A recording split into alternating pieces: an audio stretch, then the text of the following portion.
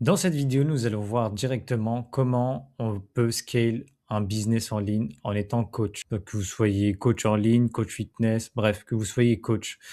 On va directement partir sur l'acquisition. Donc, premièrement, l'acquisition, la base. Donc, vous avez un côté organique et vous avez un côté qui est publicitaire, comme on peut le voir là, juste à gauche. Pour moi, actuellement, en 2026, la meilleure acquisition à faire en termes de publicité, c'est le fait d'avoir des résultats, donc montrer les résultats clients et directement de créer des conversions en message. Ça permet de tout simplement avoir des leads, mais ces leads, il faudra les qualifier. On verra ça tout de suite après. Revenons à l'acquisition. Donc, acquisition, publicité, Reel Story Feed, ça peut être une vidéo, ça peut être une image, peu importe, tant que c'est de la pub et que vous faites l'acquisition, c'est le principal. Ensuite, il clique sur la pub et on part sur une landing page. Une landing page, ça va nous permettre tout simplement d'avoir une vidéo de présentation de ce que vous faites, qui vous êtes, ce que vous faites, comment vous aidez les personnes, etc., etc. Ensuite, une fois qu'il a cliqué sur la landing page, on va le qualifier. Alors là, j'ai mis cette Smartio. Alors, à vrai dire, c'est plutôt avant, donc en amont, qu'on a eu déjà une conversion en message parce que cette Smart IO, ça fonctionne très bien. Si c'est même pas un point négatif, c'est que en gros, faut le qualifier avant. Donc, on verra ça en amont. Mais en général, c'est tout simplement le fait d'avoir une conversion au niveau de la publicité et ensuite de envoyer la landing page. Une fois que le prospect est qualifié, redirection vers un contenu gratuit. Pourquoi un contenu gratuit et pas tout de suite un appel de vente ou un appel de closing? Pourquoi? Parce que de mon point de vue, il y a, avant de faire des offres de vente d'étiquettes, etc., c'est possible de vendre totalement des offres à étiquette à froid où une personne clique sur une publicité, rien n'est impossible.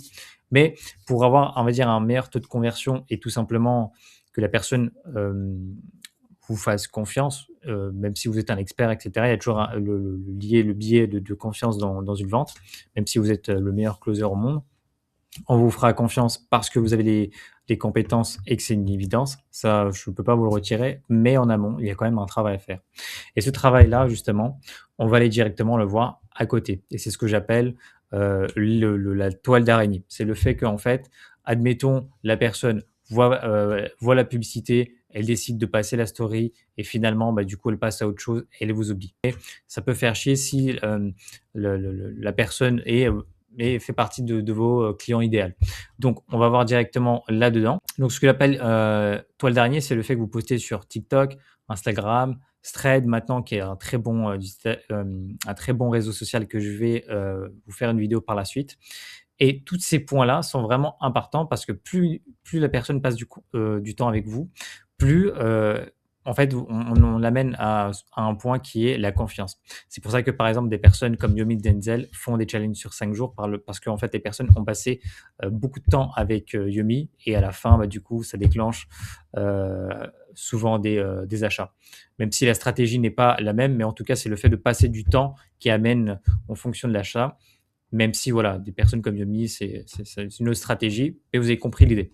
On peut aussi proposer un lead magnet. Un lead magnet, c'est le fait tout simplement de récupérer les coordonnées et le point négatif que je vois de beaucoup de coachs, c'est le fait en fait de ne pas structurer, c'est-à-dire de ne pas avoir de tout traquer en fait. C'est combien j'ai mis en publicité, combien ça me rapporte, quels sont le clic, le CTR, enfin toutes ces choses-là qui permettent justement d'avoir un maximum d'informations et surtout, bah, qui permettent en fait de savoir, d'avoir en fait un business, qui est scalable et prévisible en termes de appels.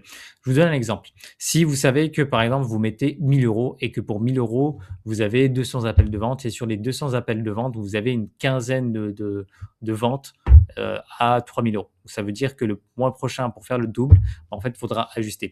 Ce que je viens de vous dire est vrai comme faux, ça dépend du mois, du contexte et de pas mal de choses, mais avec cette moyenne, ça vous permet en fait de prédire ce que vous allez vendre et comment vous allez gérer ça. Donc voilà, en tout cas, pour la partie toile d'araignée, c'est le fait de pouvoir être partout, de donner un lead magnet pour qu'elle puisse tout simplement consulter, on va dire, le côté gratuit. C'est toujours sympathique et c'est plutôt cool parce que vous récupérez les coordonnées sur lesquelles vous pouvez les setter soit en automatique avec l'IA grâce à Instagram ou bien directement avec une personne physique, que ce soit sur WhatsApp ou autre. Et une fois que tout ça est fait, on voit que le tunnel de vente, c'est tout simplement ça, c'est le fait qui consomme votre contenu, qui a une considération de ce que vous faites par rapport à votre expertise. Et une fois que la décision est prise, donc en règle générale, c'est ce qu'on appelle le closing. Et en dernier, c'est le fait de délivrer tout simplement son expertise et que la personne soit satisfaite de votre service. On va revenir du coup à notre à notre réservation d'appel. Une fois que la réservation d'appel est faite, vous pouvez avoir du no-show. Le no-show, c'est le fait de tout simplement avoir des personnes qui ne se présentent pas dans ce rendez-vous-là. Ne paniquez pas. Ça peut arriver, les personnes peuvent prendre rendez-vous et voilà, il se peut soit qu'ils annulent parce qu'ils se rendent compte que peut-être c'est pas fait pour eux. C'est pour ça que là, dans ce cas-là, on les redirige vers un lead magnet pour leur faire comprendre si on a l'expertise et on peut l'aider cette personne si elle a un besoin, mais en règle générale, ils ont toujours un besoin. Et derrière, on peut tout simplement envoyer des vidéos YouTube pour leur faire comprendre, en fait, tu es en train de passer à côté d'une opportunité et ce serait dommage de pallier à ça. Une fois que la personne a pris rendez-vous et qu'elle s'est présentée, il y a aussi, je mets entre parenthèses, il y a des manières de pouvoir relancer et de faire en sorte que votre no-show se présente. Pourquoi le fait de faire des relances et d'avoir des taux de no-show faibles? Parce que moins vous avez de no-show dans votre business, plus en fait vous avez des appels qualifiés. Plus vous avez des appels qualifiés, plus vous savez combien, entre guillemets, vous pouvez faire. Ce qui fait qu'on peut avoir un business scalable et prévisible que plutôt avoir des mois où on fait 3 000 et d'autres mois on fait 15 000 et d'autres mois on fait rien du tout. Donc nous, on veut avoir surtout un business prévisible et qui permet justement d'anticiper toutes les choses là. Une fois que l'appel en closing est fait, il y a tout simplement le fait d'avoir les compétences en closing. Je ne parlerai pas de ces compétences-là dans cette vidéo parce qu'elles n'ont pas lieu d'être et qu'on parle surtout de la structure, de la manière, entre guillemets, qu'on scale. Je ne rentre pas dans tous les détails. C'est une vidéo la plus simple, la plus courte. Je rentrerai sûrement dans une autre vidéo d'1 heure où j'expliquerai exactement pas point par point pourquoi on les fait. Cette vidéo-là est uniquement une vidéo de présentation. Si vous êtes toujours présent dans la vidéo, n'hésitez pas à vous abonner et à me contacter sur Instagram si vous êtes intéressé. Ceci étant dit, on va passer à la suite. Une fois que la vente est conclue, donc comme je l'avais dit, follow-up, remarketing, tout simplement le fait de directement de relancer toutes ces choses-là que je vous ai déjà expliqué avec le lead magnet, etc. À partir du moment où la vente s'est conclue, il faudra faire un onboarding. Onboarding, c'est le fait tout simplement de présenter la chose, c'est de dire voilà, ok, c'est top, tu as rejoint la formation. Aujourd'hui, ce qui va se passer, c'est que j'ai besoin que tu fasses ça, ça, ça, ça. Et grâce à ça, je vais pouvoir t'aider en faisant ça, ça, ça. Et vous fixez des objectifs même jour 1, en fait, à partir du moment où la personne a été achetée.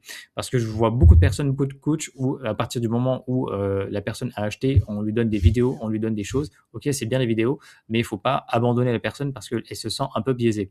Et il y a eu beaucoup de personnes qui peuvent regretter leur achat après avoir acheté. Ça peut arriver, ça m'est jamais arrivé moi personnellement, mais je connais dans le milieu que ça peut arriver. C'est un nom spécifique et une psychologie derrière, je ne sais plus le nom exact, mais on en reparlera dans une vidéo. Une fois que le paiement a été effectué, il faudra tout simplement faire la délivrance et le suivi. Et après, bien évidemment, on peut faire un upsell selon ce qu'il y a. Donc voici la base de tout ce que je vous ai expliqué. J'essaie de faire la chose la plus simple et faire en sorte que la vidéo dure moins de 10 minutes parce que je sais que certaines personnes ont une fainéantise quand il s'agit d'apprendre des choses qui sont importantes concernant leur business. C'est tout simplement de me poser vos questions en commentaire sur YouTube. Pour ceux qui sont intéressés et qui voudraient en savoir plus, comme je l'ai dit, j'ai simplifié la chose. Donc n'hésitez pas à m'envoyer vos commentaires et si vous avez des questions, j'y répondrai avec plaisir.